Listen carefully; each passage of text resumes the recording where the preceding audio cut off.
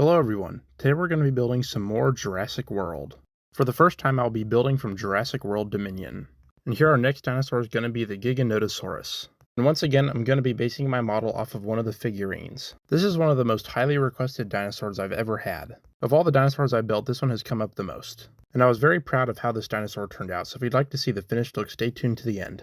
For this build I wanted to start out with the stand.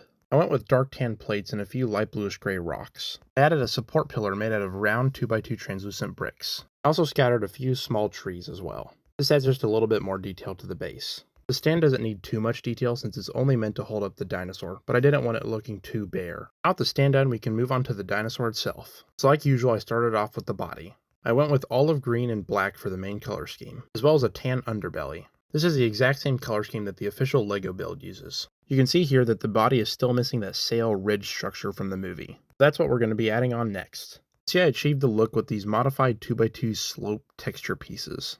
They attached perfectly on those small 1x1 bricks with studs on the side. This was by far my favorite part of this build since I think it really brings it all together. It makes it really unique and stand out compared to the other dinosaurs, and I think those 2x2 pieces really help the look. So now with the body all complete, we can move on to the back legs.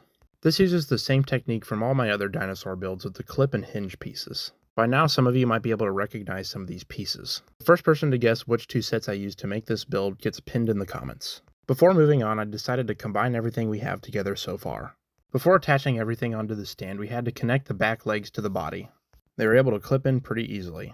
Those 1x2 ratchet bricks came in pretty handy here. With the legs attached, it was time to connect it to the stand. Without those 2x2 round translucent bricks, this build wouldn't be able to stand up on its own. Thankfully I ordered a bunch for these dinosaur builds. Here's a look of what we have so far. I was really loving the look of this model so far. Definitely the spiky ridge that was making this one of my favorite models. Next up we have the tail pieces. This follows the same pattern that I had for the body. I used some of those larger ball joint pieces to connect the first two segments of the tail together. They're also what I used to connect it to the entire body. You can see I added a couple of 1x1 slopes to look like some spikes. This blends it into the ridge on the back. I also continued that tan underbelly through the entire tail. Now up next we can move on to the front arms. You can see I used the olive green and black color scheme once again. Just like I've been doing with some of my other recent dinosaurs, I used a binocular piece for the claws. For its third finger I used this 1x1 modified piece at the back. These front arms also have a little bit of articulation to them. Now next up we have the neck. This adds just a little bit of space before connecting the head. Just like the tail, I added a couple of those 1x1 slope pieces to continue that spiky ridge. Now for the last part of this build, we can move on to the head itself. This was the most difficult part of this build and definitely the one I spent the most time on.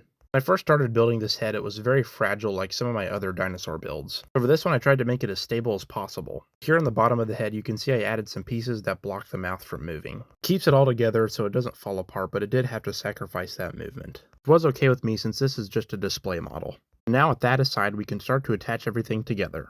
So I started by adding on the front arms to the ball joint pieces.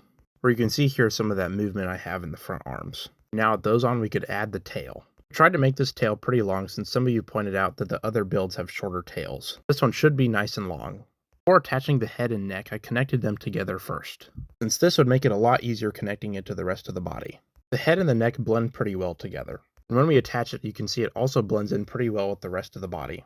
And now that we've got the head and the neck attached, this build is complete. I really love the way this build turned out. I say that with all my other builds, but this is definitely one of my new favorites. It's definitely up there with some of my larger dinosaur builds. I really like the color scheme and the overall look of this thing. And as I've said before, that back ridge is definitely my favorite part. Of course, I had to compare it to LEGO's official dinosaur mold. Mine is definitely larger, but other than that, they're pretty similar. This is one of the closer comparisons that I've had recently. And as much as I love the molded dinosaurs, I think for this one I prefer my build. Now that we've seen the two side by side, it was time to add it onto my shelf. It would fit in perfectly next to these other dinosaurs like the Spinosaurus and the T-Rex. The only room left was next to the Mosasaurus, so I took the D-Rex out and put him up there. Since he doesn't have a stand yet, I thought he fit better with those. I was able to clear a spot for our new dinosaur next to the T-Rex. And thankfully he was able to fit in there perfectly.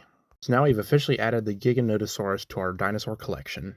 I thought we could take a step back and see the collection so far. Since it's next to the T-Rex, I thought we'd compare the two here. Curious if it was larger and it's just a few studs longer than the T-Rex. I really love building this dinosaur and making this video. Thanks for watching. Bye!